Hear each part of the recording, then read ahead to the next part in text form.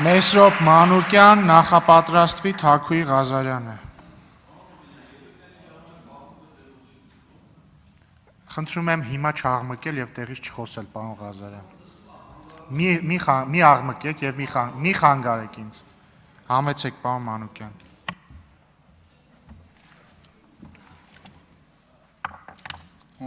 Ողջույն սիրելի հայրենակիցներ, մեզ հետևող։ Գիտեք, իմ համար արդեն սովորական է դարձել նույն ավականու դահլիճում ամեն նիստին առնվազն 7-8 ելույթ միայն ինձ էր նվիրվում, դրանից մի քանի անգամ ավել մեր ֆրակցիային։ Այստեղ կրկնվում է, ԿՊ-ի ձեռագիրը նույնն է։ Շատ կցանկանայի Բաբկենը Թունյան այստեղ ելներ, մի քանի հարց ունեի, էլի անկեղծ։ Երեք ելույթ էր ունենում այստեղ Բաբկենը Թունյան, ասում էր պետությունը ֆինանսավորում չի արել, ֆինանս չի տվել Հայփոստին։ Գիտեք, երկու դրվագ ներկայացնեմ, պարոն Արությունյան, ձեր փոխարեն Սմաբիդն է, էլի։ Ձեր կատարած աշխատանքը, երբ որ կառավարության ժողովուրդ, այս կառավարության որոշումն է։ 15 օգոստոս 2024 թվականի 12:91 որոշումը, որով կառավարությունը 1 միլիարդ 951 միլիոն դրամ տրամադրել է Հայփոստին, կանոնադրական կապիտալի համալրում։ Դուք գիտակցել եք, որ Հայփոստը կսննկանա, կփակվի այդ ընկերությունը ու կառավարությունը անկախ իմ վերաբերմունքից Նիկոլ Փաշինյանին եւ ձեզ, չսննկանա ու կարողանան աշխատավարձ տալ։ Այստեղ գիտեք ինչն է հետաքրքիր, որ ինձ մնում է մի բան ու ձեզ։ Օգնություն խնդրենք Սարիկ Մինասյանին ու սկսենք անիծել ուրացողներին։ Ոնց կարելի է ուրանալ կառավարության տված փողն այդ աշխատանքը։ Ոնց։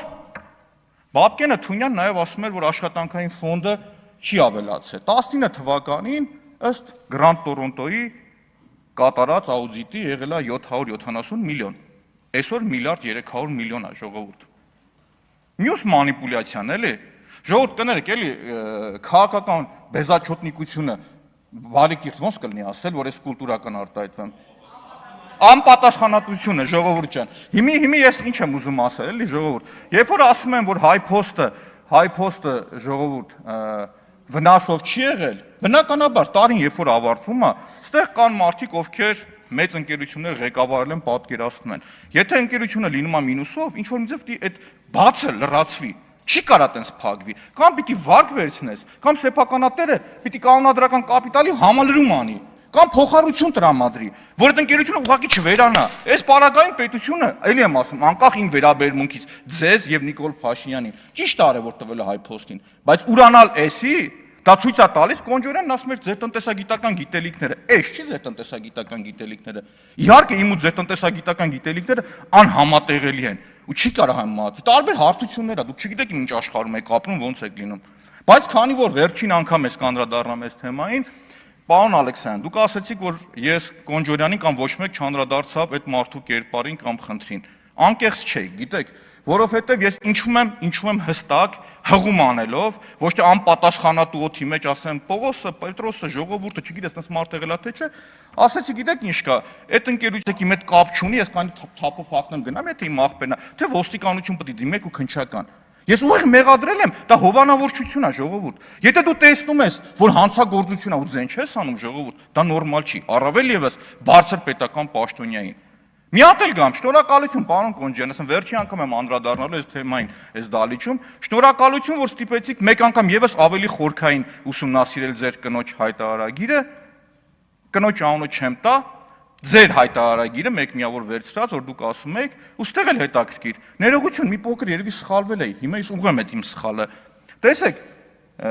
Հայկ Կոնջորյանի ընտանիքին կնոջն է վերաբերում, ուղղակի կնոջ անունը էլ չեմ տալիս։ Եկամուտը եղել է 43 միլիոն, գումարած 6 միլիոն էլ եկամտարկի վերադարձը։ 49.8 միլիոն դրամ այս մարդիկ ընտանիքում փող ա եկել, իրակ կնոջը միայն։ Այդտեղից ծախսարել են 5.1 միլիոն դրամը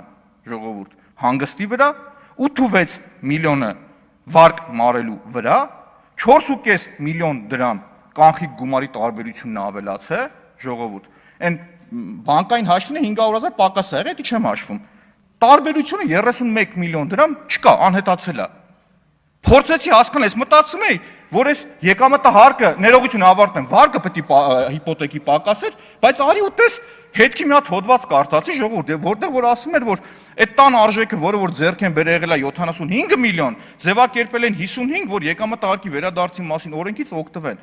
Ոնց որ 20 միլիոն ստեղ է լինում, 31 միլիոն ստեղ է լինում։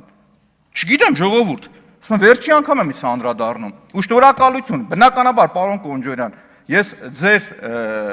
այդ պահվածքը, որ դուք չունենայիք ամբիոնին, չէի անդրադառնա, բայց ձեր իմ գնահատման ոչ բարեկիրթ ելույթը այս ամբիոնից ստիպեց, որ մեկ անգամ եւս խորքային անդրադառնալ։ Ու մեկ անգամ էլ պարոն Հարությունյան, պետք չի անկախ նրանից ձեր դիմացը ով է, ձեր կատարած աշխատանքը այտենց փոշիացնել ու չգնահատել։ Էլի եմ ասում, անեց քուրացողներին։ Հիմա շարունակեմ, պարոն Ալեքսանյան, հիմի որ դուք ասում եք մանկապարտեզներից կամ մյուսից, դուք գիտեք Երևան քաղաքում օրինակ քանի տարում են մանկապարտեզ սարքում։ Վերանորոգում։ Հա? 6, 7, 8 տարի է տևում ու չեն ավարտում։ Կառուցած մանկապարտեզներից, ստեղ ով համարձակություն կունենա, եկեք միասին գնանք օրինակ 95, 105, 137 մանկապարտեզները։ 95 մանկապարտեզում երեխաներին տարե տեղավորել են, պատվալուն կանալիզացիան չեն մաքրել։ Երեք մեկն ասում էր ոնց որ Գրոզնին լինի։ Գրոզնին չգիտեմ, բայց 95 մանկապարտեզի բակը հիշեցնում է Գազան, Իսրայելի հարվածներից հետո, խայտառակությունը։ Այդ ձեր վերանորոգած մանկապարտեզների համար ամոթ է ուղղակի։ Նաև մանկապարտեզների վերադարձման հետ կապված ասեմ, պարոն Խաչատյանը ստեղ չէր որ ասեմ, ես ժամավաճառությամբ զբաղվող չեմ։ Այդ 3 տարի եկել եմ, ասում եմ, առնողին էլ, ծախողին էլ, հետ չբերողին էլ։ Կարող էին Արեգ Գրիգորյանի խոսքերն ասեմ, բայց բարեկիրթ կլինեմ։ Եկել եմ 8 տարի իշխանության եք, մի հատ մանկապարտեզ հետ չեք բերել։ Գիտեք, այսօրվա իշխանությունը, երբ որ մի բանը իշխանական բուրգի մեջ վատ է լինում, մենք է կաշառք է վերցնում, ասում եք Նիկոլ Փաշյանն ինչ մեղավոր էր, ներքևիններն էին խարապ կամ մյուսը։ Նիկոլ Փաշյանը ո՞րն էս պիտի իմանալ, բայց Ռոբերտ Քոչյանի կառավարման տարիներին, եթե մի հատ պահակ ծուր քայլել, ասում եք Ռոբերտ Քոչյանն է մեղավոր, որովհետև ինքը ուժեղ ղեկավար էր։ Ժողովուրդ, այդ նույն տրամաբանությունը պրոյեկտ եք ձեր վրա, դա է ճիշտը։ Ինչ ասում եք պրոյեկտ եք ձեր վրա։ Ժողովուրդ, հասկանում եք։ Ստե падգամավորներ կան իմ մոտ տպավորիչներ, որ միջև իրան գիտեն fake account-ի դեմը նստած են իրան։ Տղեկ, ձեր դեմք երևում է ստեղ։ Արդեն մի բան որ ասում եք, ամեն ասացի համար պատասխանատվություն կրեք։ Խոսում եք զոհերի թվի մասին։ Ժողովուրդ, ես եղել եմ 1000 դրամների հիմնադրամի հոգաբարձուների խորհրդի անդամն ու անվճար եմ աշխատել։ Ինձ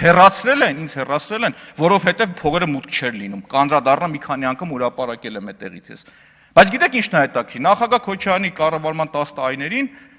հակառակորդի գնդակից, եթե ճիշտ եմ հիշում, զոհվել են 93-ը։ Ընդհանուր 114, ովքեր փոխհատուցում են ստացել, այսինքն փոխհատուցում չէ, աջակցություն այդ գումարը տրամադրել ենք մենք, փոխհատուցում երբեք չես կարող տալ զոհվածի ընտանիքին, իրենց հասանելի գումարը տվել եք։ Իսկ կարող եք դուք այստեղ կանգնած հրապարակել, թե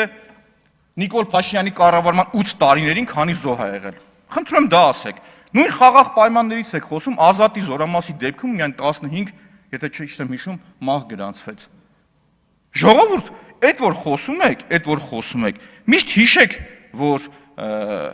մարդիկ կան, ովքեր հիշում են, վերլուծում են, գնահատական են տալիս։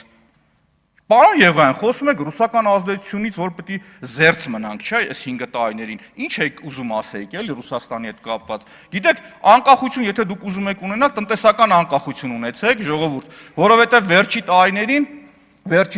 նույն ուկրաինական պատերազմից հետո, պատերազմի ընթացքում, գիտեք, մեր երկիրը հայտնվեց բարենպաստ կարգավիճակում։ Բա ռազմավարական պլանավորեք տնտեսական առումով, որ կարող այդ հոսքերը կտրվեր։ Բա վաղը որ հանգարց այդ հոսքերը կտրվեց, ձեր առաջի 10 հարկատուներից քանիսն են կապված այդ պատերազմի արդյունքի հետ։ Մոբայլ ցենտրը, Վեստան թե Վեգան, բանկային համակարգը, այդ անկախությունը ամենտեղ պետք է լինի, ամենտեղ։ Ու հիշեք, ցանկացած անպատասխանատու խոսք հետևելու է ձեզ ստվերի պես։ Շնորհակալություն։ Թագուհի Ղազարյան, հաջորդը Անդրանիկ Քոչարյանը։